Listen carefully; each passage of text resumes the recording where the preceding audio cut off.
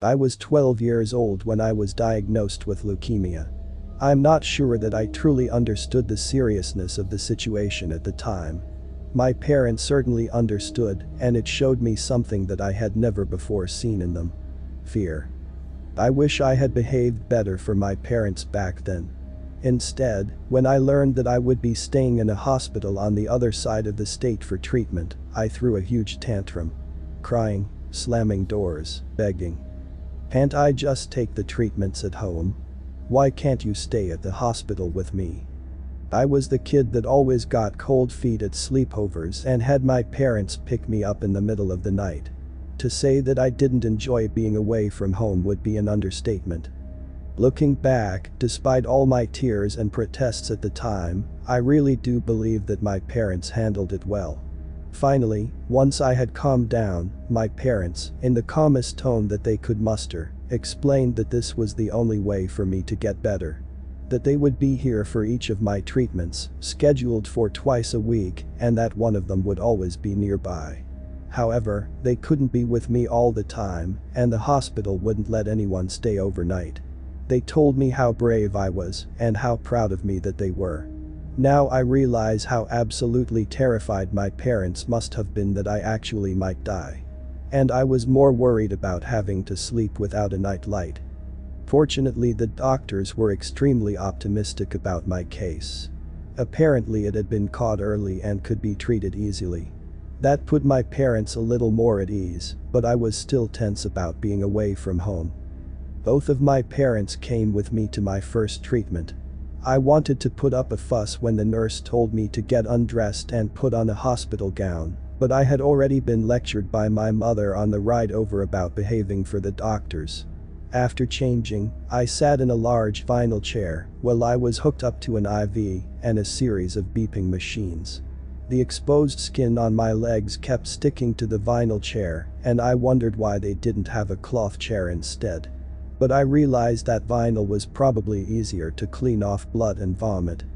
My parents sat on the other side of the IV and talked to me, trying to distract me from the mess of tubes and machines on the other side of me. I knew that the end of this treatment marked when I would begin staying at the hospital until my treatments ended, which I had been dreading for the last week. I didn't have time to dwell on it now, however, because as I sat there I began to get drowsy. Before I knew it, I woke up in a hospital bed, surrounded by darkness. It took a few minutes for my eyes to adjust to the dark. Some light from the hallway filtered in through the open door and large glass observation window next to it. At least I won't be alone, I thought to myself after my eyes had time to adjust. There were 3 other girls in my room, all sleeping peacefully in their beds. While I was somewhat relieved to have some company, I longed for the familiarity of my room at home. There was something about this place that put me on edge. Maybe it was the cold, sterile atmosphere of the hospital. Maybe it was the low noises and whispers coming from outside in the hallway. Or maybe it was just the darkness. I wanted to get up and run, to find a nurse and convince them to let me call my parents and beg them to bring me home. After a second of fumbling around, I found the call button on a remote attached to my bed frame and pressed it. A light outside the doorway to my room turned on, bathing the hallway in a deep red glow of light. With the light on, I realized that I could see into the room directly across from mine. Unlike the room I was in, that room only had 2 beds, both of which were occupied, though I couldn't tell anything about the people in them. Then I froze. Immediately behind the bed on the left side of the room, shrouded in shadow, stood a figure. It was extraordinarily tall, with its head almost touching the ceiling, and a long, slender body with thin, gangly arms. It looked like the figure was wearing a dark robe that hung awkwardly on its shoulders, with a hood covering its face. My heart seemingly stopped and pounded at the same time, and I was acutely aware of a ringing in my ears. The figure stood over the patient in the next room, possessively, like a predator over a fresh kill. Without thinking, I pressed the call button next to me again. The red light in the hallway began flashing off and on, illuminating the room across the hall for only a half second at a time. My muscles tensed and I felt my spine straighten and tense. I really wished that I hadn't pressed the call button at all, much less a second time. At first the darkened figure didn't move. I stared at the figure with each flash of the red light, strobing into the room across the hall. But then the figure tilted slightly, repositioning itself behind the hospital bed. Fear turned into outright panic when I realized what happened. The figure was looking back at me. Then, in brief punctuated motions caused by the strobing effect of the red light above my door, the figure moved around the back side of the bed, towards the door, and into the hallway. I reacted the same way any other child reacts to fear. I pulled the cover over my head, trying to move as little as possible. My ears were ringing so loud that I thought my eardrums were about to burst. I felt like I was about to drown and realized that I had been holding my breath since I first saw the figure. Before I could begin to think about what else to do, a hand touched my head from outside the bedsheet. Instead of screaming, I could only let out a small, pathetic whimper. "Are you okay, hun?" a voice asked. I pulled the covers down just below my eyes and saw a nurse in bright blue scrubs standing beside my bed. In my paralyzed state, I didn't realize that the red call light had been turned off and a small fluorescent light above my bed had been turned on. I think so," I said, voice quivering. "I saw someone in that room, and it looked like they were coming in here," pointing at the room across the hall. There was a lump in my throat about the size of a golf ball. "Well, that's surprising," the nurse replied, eyebrows raised, as both of those young men were in a car accident and are now in medical-induced comas. "I don't think either of them will be walking around anytime soon." "No, not like that," I said, wondering how I was going to explain what I saw. My heart was still beating too fast to think straight. "I think someone else was in the room. Like, standing by a bed. They started walking over here." Well, I didn't see anybody on my way over here. And visiting hours have been over for a while now. Maybe you were just half awake and had a strange dream. Your medicine has been known to do that, you know." "Maybe," I said, realizing the nurse would never believe anything about what I just saw. And I didn't want to push it anymore and be labeled a problem, lest my parents come and lecture me in my hospital bed the next day. I could feel my hands gently shaking, and I'm sure the nurse could tell that I was a nervous wreck, regardless of whether she believed me or not. Before the nurse left, she helped me and my mobile IV bag to the bathroom in the front corner of the room. On the way out, I glimpsed into the hallway. Other than a long, dimly lit corridor softly buzzing with fluorescent lights, there was nothing there. To say it gave me the chills was an understatement. Even though I wanted to return to sleep that night, I couldn't help myself from staring into the next room and vigilantly watching for the dark figure should he return. I met my new roommates the next morning, and they seemed nice enough. Brianna and Kayla had the beds on the opposite wall from me, and to my left, between my bed and the wall, was Sadie. Well, Brianna and Kayla were both close to my age. Sadie was a bit younger, probably 8 or 9. Similar to me, each of the other girls were receiving chemotherapy treatment at the hospital. As Kayla proudly talked about how she would be going home soon, I could see Brianna's face stiffen. I did not sense that her treatment was going particularly well, and definitely did not have the heart to ask her about it. Fortunately, a nurse came in to take Brianna for some scans, saving us all from an awkward situation. Between scans, blood draws, finger pricks, vomiting, sleeping, visits from my parents, and trying to eat whatever the hospital was trying to pass for food, I almost forgot about the dark figure that I had seen the night before. That was until a Nurse Johnson sent my and the other girls' parents away for the night. Then, at precisely 10 p.m., the lights shut off, leaving only a few gently illuminating the hallway and at the nurse's station. Everything felt so much safer in the light.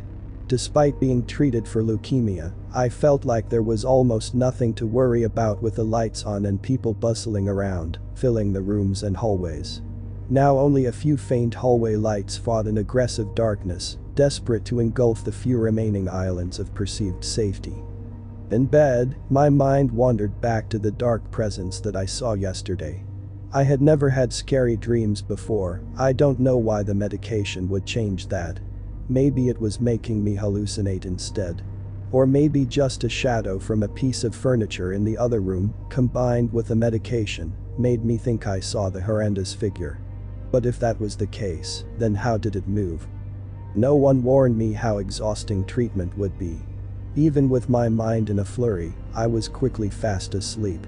I don't know what exactly woke me up, perhaps it was a nurse passing by or a machine doing its usual beeping, but it was still quite dark when I blinked open my eyes.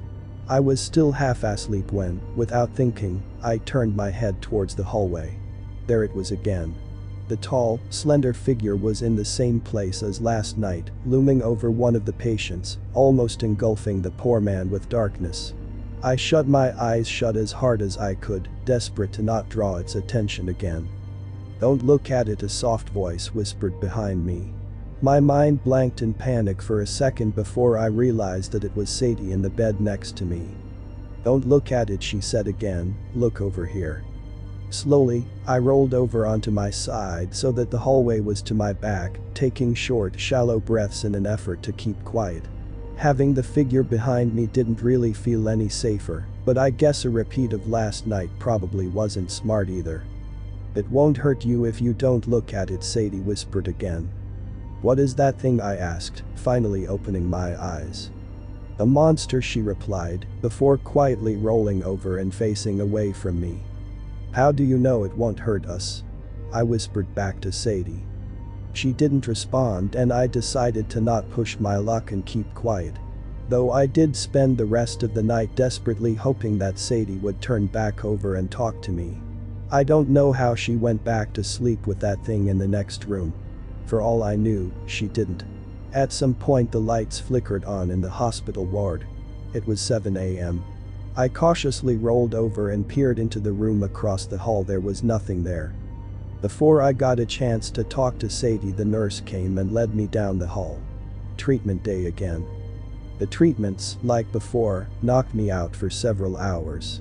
But right before lunch, when my parents and everyone else was away, I finally had my chance. "Sadie, what is that thing?" I asked, desperate for an answer. Sadie cautiously looked around the room and lowered her head, only speaking in a whisper. "SHH, it can hear us. It can hear everything." "Can it hurt us? Does it want to hurt us?" I asked. "Please." "It won't hurt us, as long as you leave it alone. Don't look at it. It almost came into our room because you wouldn't stop staring." Sadie was surprisingly assertive with her words, especially for a child. I wondered if her first experience with the figure had been similar to mine. "How do you know this?" I replied. "Who told you all this stuff?" "Hale and Brianna can't see it, only us. Don't talk to anyone about the shadow man." "Why do you call?" I was cut off from my question when our nurse, Nurse Johnson, walked in. "Diana, we need to do some more scans this afternoon. Are you ready?" As I shuffled out of the room with Nurse Johnson, I looked back at Sadie. She was already looking away from me, pretending to not be paying attention. Her responses to me had been so short and firm that it made me feel small and pathetic in comparison. Or maybe everyone just reacts to fear differently. But I did realize that there was no way I'd get her to say anything else about the shadow man. That night I felt safer, in a way. If Sadie had been here longer than me and could see the shadow man too, then maybe she was right. Maybe if I looked away and pretended it wasn't there, then I would be fine. The figure had seen me but hadn't tried returning to my room. Surely that was a good sign. In the middle of the night, I felt nauseous. Grabbing my IV bag stand, I moved myself to the edge of the bed and got up, shuffling over to our room's small bathroom. I kept my eyes locked on my feet to avoid looking in the room across the hall. I knew the shadow man was there, though. I could feel his presence, and every one of my senses was on high alert. I tried to steady my breathing, taking long gulps of air and releasing them slowly. The lump in my throat had returned, and I did my best to ignore it and focus on taking small, soft steps towards the bathroom. But then I stopped moving and stood as silently as possible when I heard a noise. Beep, beep, beep, beep. The noise was coming from across the hall. From the front of the room, I turned and slowly leaned my head into the doorway. I squinted, trying to see through the darkness. It took me a second to fully understand what I was seeing. The shadow man had a hand, or what looked like a hand, ashy and scaly with long pointed fingers, gripping tightly on the comatose man's arm. And for a second, I spied the shadow man's face hiding under his black hood. It was skeletal looking, with only a thin layer of skin, covered in black, sore-like blotches. His eyes were pure white, locked onto the poor man below. I don't know how long I stood there staring at the shadow man. The shadow man kept an intense grip on the man's arm, while the heartbeat monitor's beeps increased to a desperate pace. Then, the monitor let out one long, continuous beep. I could hear a team of doctors and nurses rushing down the hallway, but it was already too late. I honestly don't remember what happened to the shadow man at this point. For all I know, he may have simply vanished. In all the commotion, with the doctors yelling orders and machines buzzing and beeping, I might have just lost track of him. But I do know one thing: the shadow man killed that man. Fortunately, I didn't see the shadow man again for a while. Don't get me wrong, for the next week I was paranoid that it would come for me next. But the hospital kept chugging along, indifferent to what had happened. I kept going to my treatments and taking my medicine. My parents were with me every day. The doctors even praised my progress and assured me that I was getting better. With all the medication, however, I couldn't really tell much difference. I guess that's how most people would feel if all they did was sleep and vomit. Kayla and Sadie got better too. About a week after I last saw the shadow man, Kayla was declared to be in remission and went home. And then, a few weeks later, Sadie too went home with a clean bill of health. Brianna, however, was not doing well. She had been moved to a more intensive unit down the hall, where she could be monitored more closely. On days that I didn't have treatments and was capable of staying awake until 10 p.m., a nurse would take me over to Brianna's room to spend some time with her. I couldn't tell you that we were friends exactly, but I expect the doctors thought that having support from someone who wasn't her parents around might help lift her spirits. Even though I was somewhat less worried about the shadow man, I always kept an eye on the clock to make sure I was safely back in my room before the lights went out for the night. For all I knew, the shadow man was long gone, but I didn't want to take that chance. 10 weeks into my treatment, I had gotten up to use the bathroom in the middle of the night. Even though I hadn't seen the shadow man again, I still always kept my eyes at my feet as a precaution. Fortunately, the nurses had left me some medication that I could take for nausea, so I got up much more infrequently than my initial treatments, but the changing dosage of my chemo treatments sometimes still made me ill at inopportune times. While I was staggering towards the corner bathroom, eyes firmly on the ground in front of me, I saw movement out of the corner of my eye. I couldn't stop myself from looking, despite what I had seen weeks earlier. Maybe my nervous system, in its weakened state, was just trying to protect me. Reflexively, I turned myself and peered over towards the doorway. In it stood a tall, slender figure, wearing a dark hooded robe. I recognized the pointed figures and the skeletal, sore-ridden face. Shadows seemed to surround the figure, almost like it was sucking the darkness in towards itself. I don't know why I didn't panic this time. Maybe I was too dumbstruck to scream. Or maybe my body was just too exhausted to react. But the shadow man didn't come towards me, as he did all those weeks ago. Instead, without warning, the shadow man slowly turned to the right without moving its body, seemingly levitating, until it faced the long hallway. Then, he began moving, smoothly and silently down the hallway. Instead of thanking whatever God would have me for this near miss and getting back into bed, I sheepishly stepped out into the hallway and watched the shadow man continue gliding down the hallway, darkness following him from every available room he passed. Suddenly, the shadow man stopped. With the same ghostly movement, he turned and entered a room at the far end of the hall. Brianna's room. Foolishly, I made my way down the hallway towards Brianna's room. I don't know why I decided to follow the shadow man, as I certainly didn't want to watch him squeeze the life out of Brianna as he had done before. But I couldn't stop myself, as Brianna was, after all, my friend. It felt like a lifetime making it to the other end of the hallway, but I imagine it took only 30 or so seconds. A healthy person could probably do it in 5. My heart was pounding by the time I reached Brianna's doorway, a mixture of desperation, fear, and fatigue. Looking through the doorway, I confirmed what I had suspected, but hoped wouldn't be true. Standing, possessively, behind Brianna's bed was the shadow man.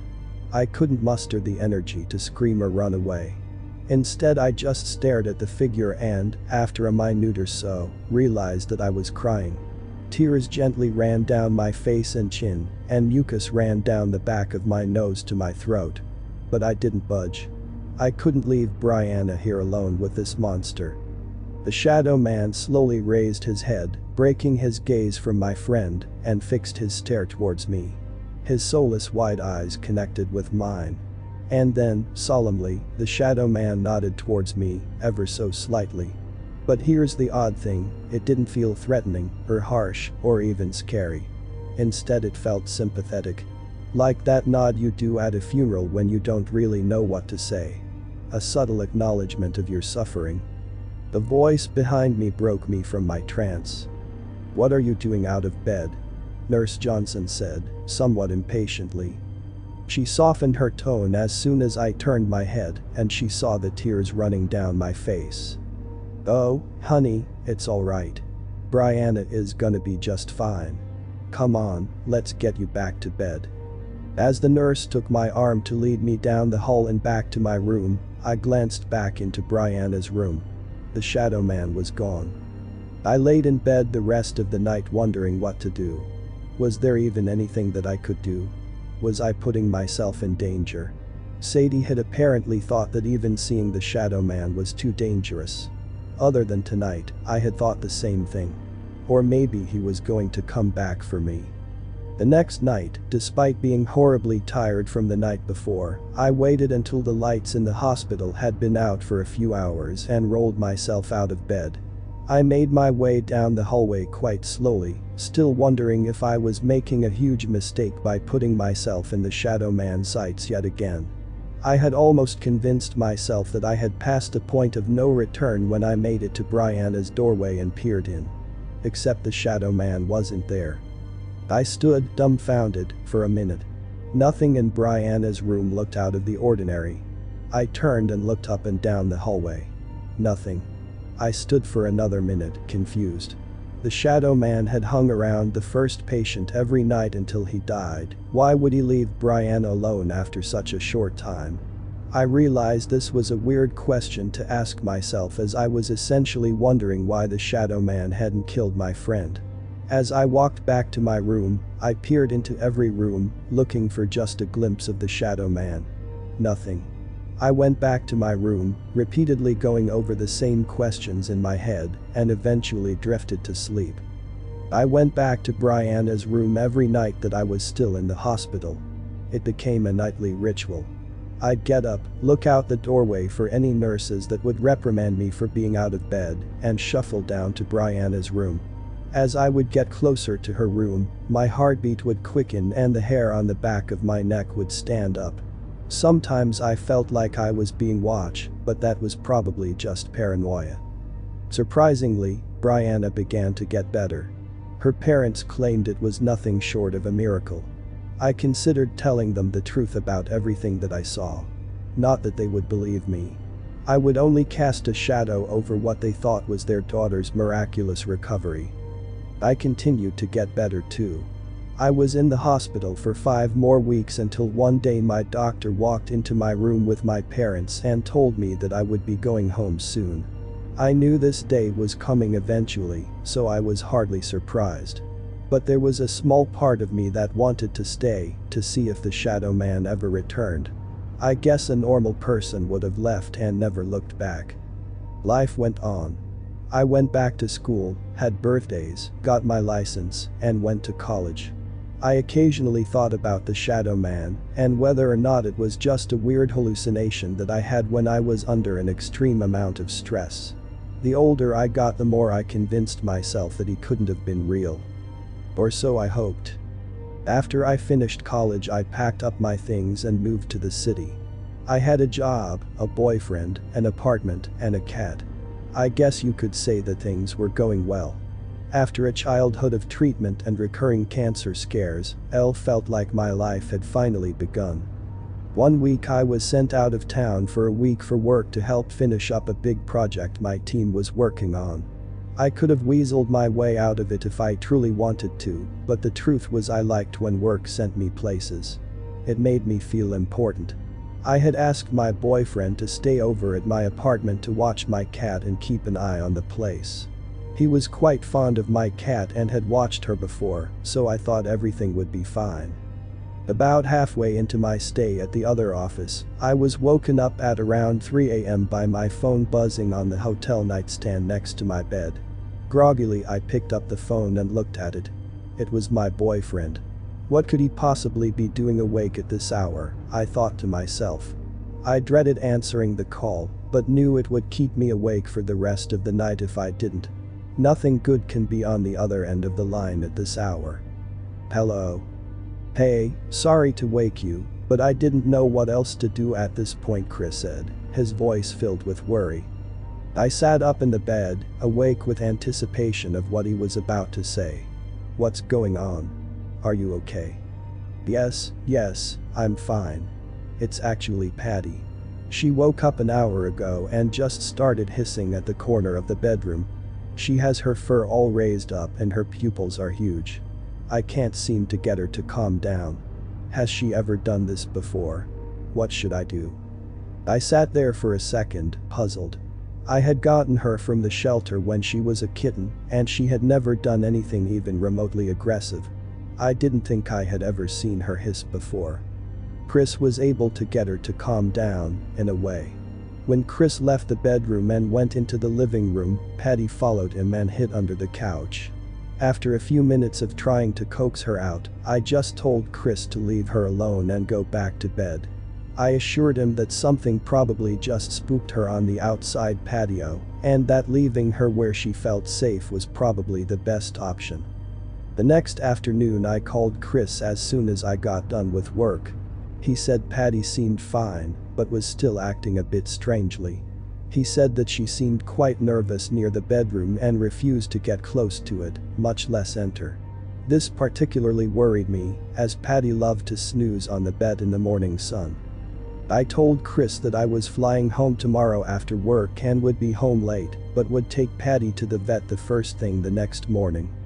I called Chris the next morning on the walk to the office to see if Patty was feeling any better, except there was no answer. I called again. Nothing. Chris worked from home as a web developer, so not answering wasn't a big deal. He was probably just on a call with clients and would call me back when he got a chance. Except he didn't call me back. I called again at lunch, then on the taxi ride to the airport. I thought about texting his mom, but knew that would become a hassle in itself. Instead, I called my next door neighbor and asked her to knock on the door and see if Chris was home. She called back 10 minutes later. No answer. The whole flight back I was worried. I tried to rationalize why Chris wasn't answering the phone, but everything I thought of ended up seeming ridiculous. The truth is, there's really no reason for Chris to not call me back unless something bad happened. Even if he had gone to the emergency room, I probably would have gotten a call from someone by now. I was in his phone's emergency contacts, for Christ's sake. I was nothing but a ball of tension when I finally made it back to my apartment. It was just a little after midnight when I unlocked the door and brought myself inside. Every light in the apartment was off, so I fumbled around and was able to get the hallway and kitchen light on. From the kitchen I could see Patty sitting patiently on the couch in the living room. "What's wrong, Buttercup?" I asked in my cat-mom voice as I walked over and picked up Patty. Patty sat in my arms and purred, closing her eyes. She certainly didn't seem like she was in distress now. "Chris," I called out. "Are you here?" Why haven't you been answering me? Did something happen? As I walked over towards the bedroom, Patty began to squirm more and more frantically as I got closer to the door. I put her down and she bolted under the couch. When I opened the door to the bedroom, I realized that all those years ago I was not hallucinating, no matter how much I hoped that I was. In the corner stood the familiar, darkened figure, with a black robe, skeletal face, and icy white eyes. He slowly raised his head under his hood and met my gaze. Again, he nodded to me, solemnly. And in the next instant he was gone, vanished. And there on the bed was Chris. Poor Chris. I have been in therapy for 6 months now. I know that my therapist can tell that I'm holding something back. But what am I supposed to do? Tell her that I killed my boyfriend by unknowingly making a deal with a monster? I broke down in her office a month ago and told her that it was all my fault. I still didn't mention the shadow man though. I don't want to end up in an institution. I'm sure she knows that I didn't literally kill him. But she does know how guilty I feel and is helping me to work through it, which I'm grateful for. I decided to write down everything I remember, as some sort of cathartic process. Halfway through doing so, I remembered my hospital roommate Sadie, and it occurred to me that there must be others that have seen the shadow man. Or at least have the ability to, like Sadie and I. And that's when I decided that others need to know what I've seen. So if you do see the shadow man, let this be a warning. Do not look at him.